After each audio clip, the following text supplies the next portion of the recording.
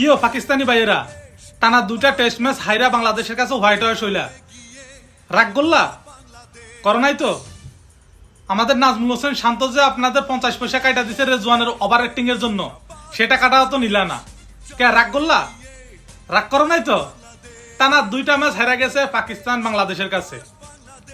আপনার ইন্ডিয়া বলেন, পাকিস্তান বলেন, যত মিডিয়া আছে সবাই পাকিস্তানকে ধুয়ে দিতেছে, পাকিস্তানি টিমকে, বিশেষ করে মোহাম্মদ রেজওয়ান আর বাবর আজমকে। সেখানে বাবর আজম ভালো একটা রান করতে পারে নাই, কিন্তু রেজওয়ান অনেকটা প্রাণ চেষ্টা করছে শুধু ম্যাচটা জিতার জন্য। কিন্তু বাংলাদেশের বোলাররা অসাধারণ বোলিং করে পাকিস্তানকে হারিয়ে দিয়েছে, আর বাংলাদেশ 2-0-তে সিরিজ জিতে নিয়ে গেছে। আর এতে বাংলাদেশের র্যাঙ্কিংও অনেক উন্নতি হয়েছে। শান্ত, লিটন, মুমিনুল, তাইজুল, তাসকিন, আপনার নাহিদ রানা অসাধারণ খেলছে, অসাধারণ। তাদের বছরে বাংলাদেশ টানা দুইটা ম্যাচ জিতছে।